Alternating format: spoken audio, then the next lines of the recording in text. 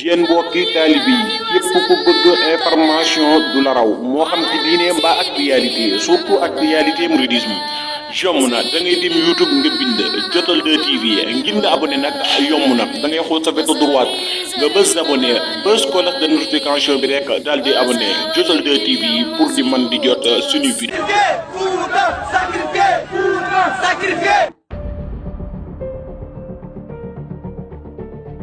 ñu ngi leen di nuyu di leen jaajëfal yéen ñi sur chaîne bi di Xalaat TV ñu leen di dalalaat ci seen jàngatu bés bi.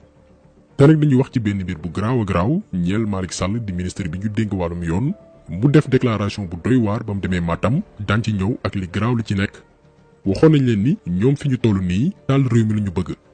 ñun ñi nga xamante ni doon nañ woote révolution ndax Macky Sall loolu la xam bi ci ay kilifa rawatina sëñ Mountakha addoo di ci dox tànk jàmm. lañu teg lépp ci suuf parce que ñun suñu réew dañoo am ay kilifa te sëriñ si aussi yàlla may na leen wàllum baatin ñuy gis lu ñëwagul mais ñoom nguur gi bëgguñ jàmm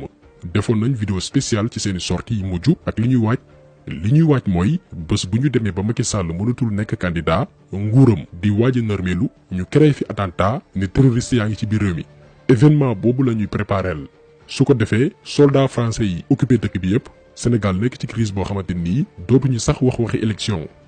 seetlu leen bu baax a baax ñen ñooy wax temps yi Aïssata Tall Sall bi ñu dénk wàllu bitim réew Antoine Diome bi ñu dénk biir réew mi Idrissa Seck bi nga xam ni carrière politique am yépp teg dil la luubal ak wax lu dul dëgg ak Malick Sall bi ñu dénk wàllum yoon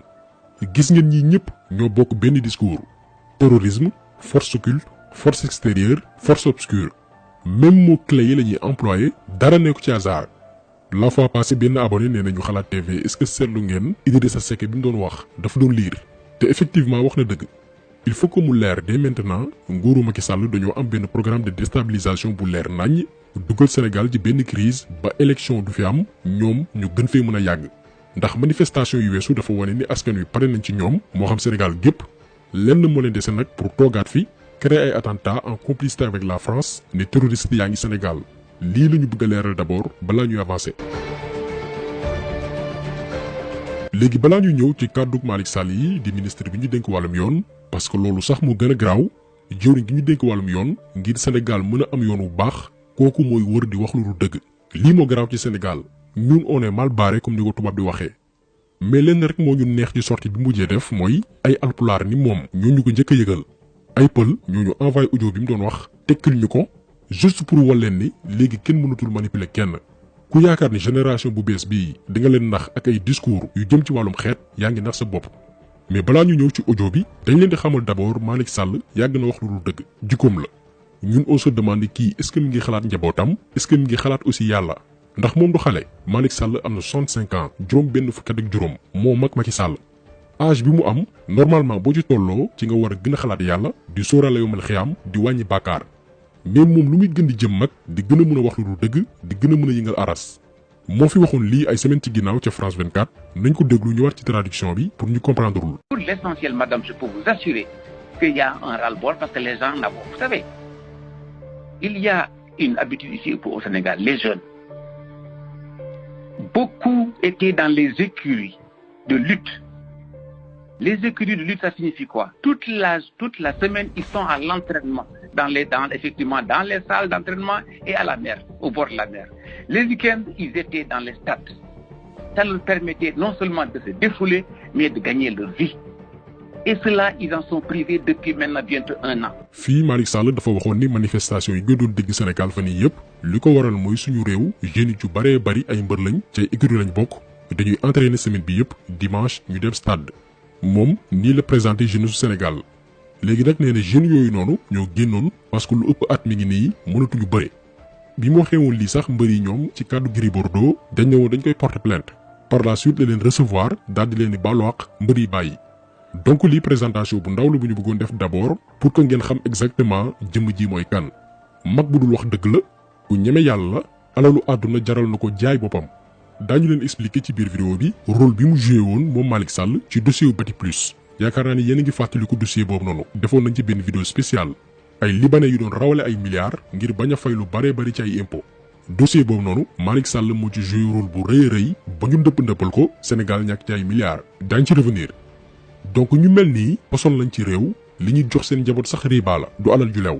ñooñu tey ñoo jiite Sénégal rawatina ñu dénk leen benn ci secteur yi ëpp solo ci réew domaine boo xamante ni bu jéngee rek réew mi mën naa nërmeelu muy wàllum yoon ñu jox ko koo xamante ni moom du wax dëgg day dundee riba day dugg ci ay complot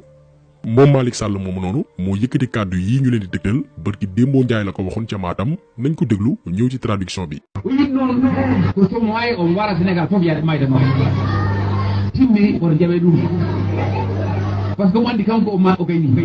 politique ma o gayni o yiɗi noon koye nde to no yaɓiti ni Sénégal fof yanda e ma te ɗum mbiɗa sikki tan jinɗo hoore mum natta ko way noon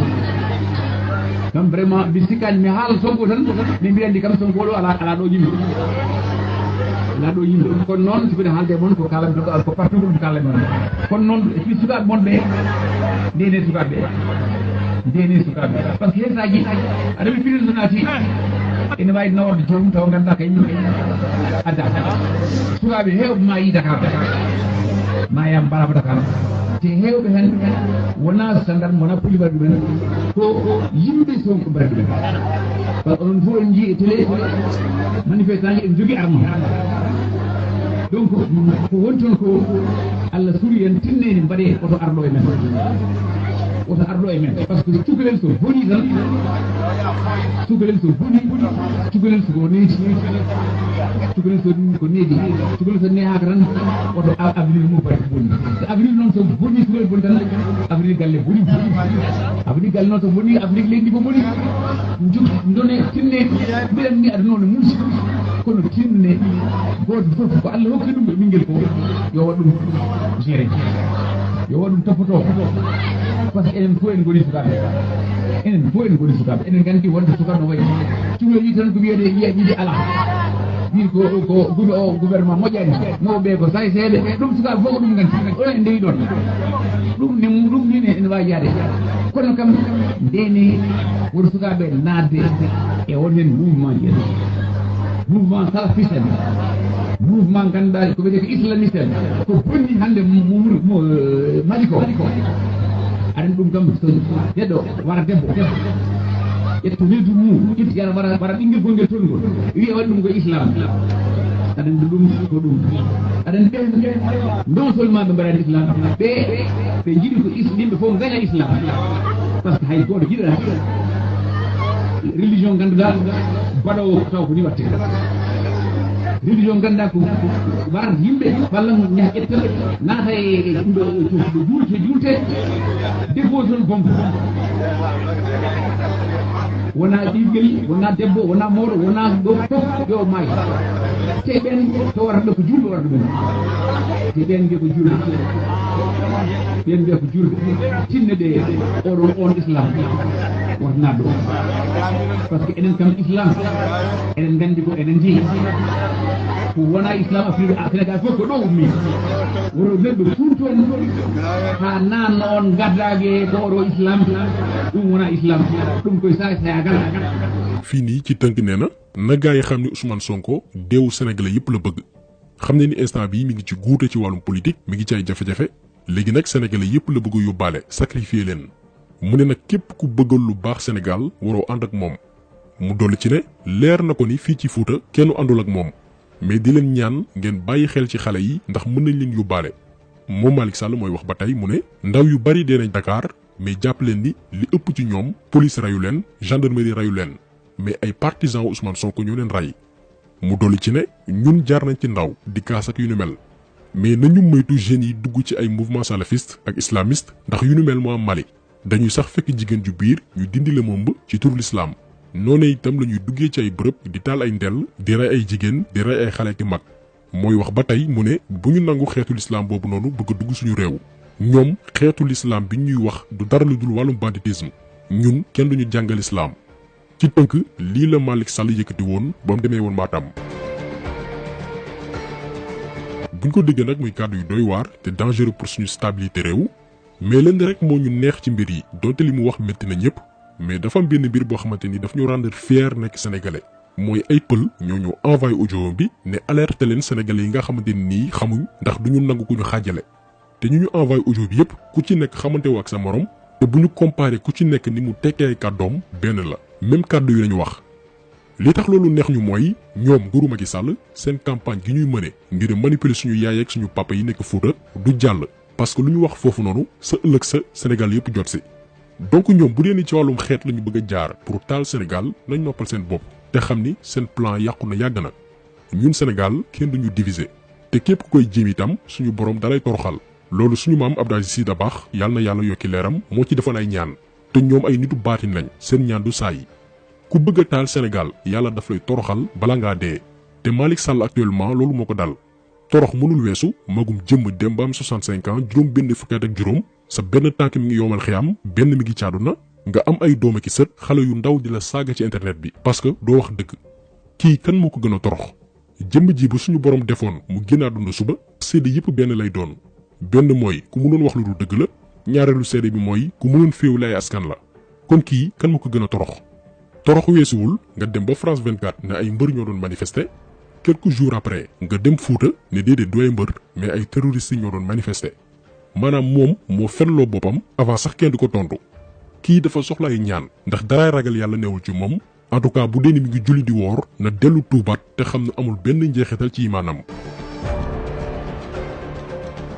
léegi nag li tax ñuy alerter mooy nguuru Macky Sall instant bi ci tànku taal Sénégal la ñu nekk. ñun en tout cas ñoo ngi préparé benn vidéo boo xamante nii dañuy revenir leeral naka la France utiliser ay moyens ba taal yi ni dëkk ci Afrique francophone Mali bii ci la bokk ñoom ñoo ko taal ne terroristes ya ko def alors que ñoom ñoo ne ci ginnaaw même pexe yooyu la ñu nekk di tëgg actuellement Sénégal te bu ngeen seetloo ñen ñooy piloté programme boobu noonu mooy ñi yor yenn poste yu mag yi ki ñu dénk wàllum bitim réew ki ñu dénk biir réew mi ak ku ñu dénk wàllum yoon seetlu leen bu baax a baax profil yi bu ñu yeggee sa cappaandaw ga buñ ko tëggee ba mu ñor Aïssata Tall Sall mooy dem France ak ci ay organisation yu mag a mag ne leen Sénégal dafa nekk ci danger dañoo soxla ndimbal intervention Antoine Diome mooy coordonné état de siège bi nga xamante nii mooy tëj bépp sénégalais ne leen terroriste yaa ngi ci biir réew mi dara dootul mel comme avant daal di annuler élection yépp Malick Sall daal di légaliser loolee lépp nag ci wàllum yoon bu ko neexee sax sàkku ci procureur mu tuumaal ay nit ne leen ci ay organisation terroriste la ñu bokk lii la nguuru Macky Sall di waajal. moo tax la fois passée ñu ne tey la ñu war a gën a booloo ñun sénégalais yi pour jàmmaarloog noonu Sénégal yi nga xamante nii taal réew mi la ñu bëgg pour ay intérêt purement politique booloo bi nag dàquñ ci sax ñi nekk Benno Bokk Yaakaar te Sénégal ñor leen ñu bëgg réew mi dañ leen di woo ñoom itam ñu rejoindre askan wi ngir ñu préserver image bi ñu ñëpp xamee nañu démissionné ci seeni poste farak askan wi ci li nga xamante ni nguuru Macky Sall ñu ngi koy waajal bu ñu tombé aussi ci piège yu jaxase xeet bi nga xam ni Macky Sall depuis bañ ko fali ci la nekk pour que fu ñu waxee Macky Sall rek ñëpp saaga pël yi alors que tey ñi gën a contre Macky Sall ay pël lañ ñi moom deful dara Fuuta infrastructure ya fa nekk yu ci bëree bëri immigré yi ñoo ko fa def ñoom ñooy dajale seen xaalis tabax ay centre de santé ak ay salle de classe ak yu ni mel état li jëndiwu leen lu dul bëgg leen utiliser ci wàllum politique te génération bu bees bii nii duñ ko nangu bërki démb ñoom bañ fa demee di fa organiser meeting mais waa Fuuta ci boppam ñoo organiser marche ñoom itam ne leen dañoo doyal ci yéen da ngeen ñoo sacrifier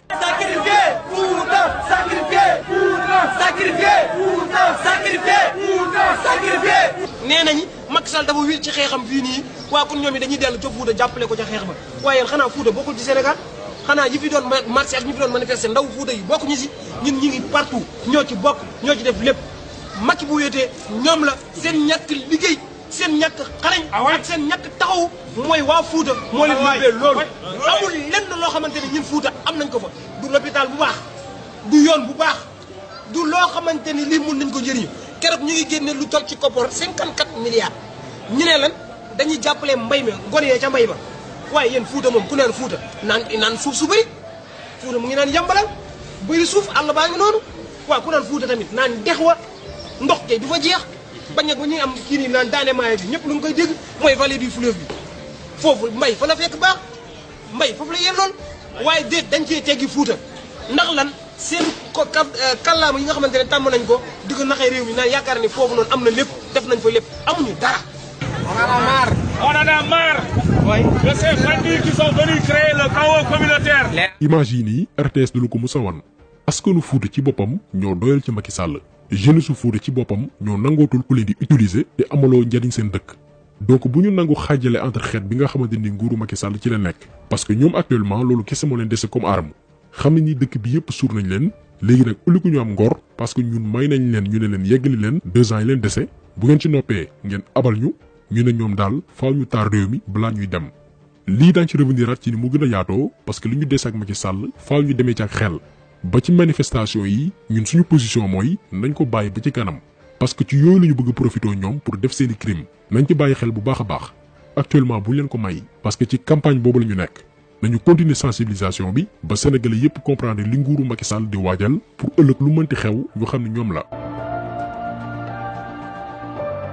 Malick Sall moom pour ñi ko xamul bu baax a baax jàpp leen ni yàgg na bokk ci ay Sall Boulot mooy avocat yi nga xamante nii tax nañ jeunes yu bëree bëri yu nekk fac droit bëggatuñ exercer métier bii d'avocat muy liggéey bu noble nag parce que ñu mel ni moom dañ ko yàq dañu yàq métier bi complètement ci ay teg dil ci ay wor ci wax lu dul dëgg seen carrière yépp lii la. yéen a ngi fàttaliku vidéo bi defoon ci affaire Bati Plus entreprise libanaise boobu nga xam ni dañ doon rawale ay milliards chaque année te kenn xamul woon fu mu doon jëm waa Bati Plus boobu noonu cabinet avocat wu maître Malick Sall moo leen di conseiller ay partenaires lañ parce que moom Malick Sall avocat d'affaires la normalement bi scandale bi amee woon dafa waroon démissionner ndax mënoo nekk juge et partie mënoo nekk ministre bi ñu dénk wàllum yoon te entreprise bi ngay liggéeyal ñu daal di koy cité ci ay luubal mais dafa lànk ne moom du démissionner moo tax bettul kenn lu tax dossier boobu noonu ñu daal di koy classé mujjul fenn parce que moom mooy seen avocat ba noppi nekk ministre bi ñu dénk wàllum yoon noonu la ñu ndëppali dossier bi alors que ñoo ngi doon wax des milliards yoo xamante nii dafa doon rëcc état bu Sénégal chaque année.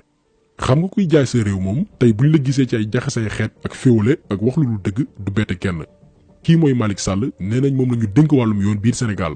kon taxaw seetlu bi tey loolu la woon ñu ngi leen di gërëm di leen jaajëfal di leen di daje incha allah beneen yoon ci beneen jàngat jaa ngeen jëf.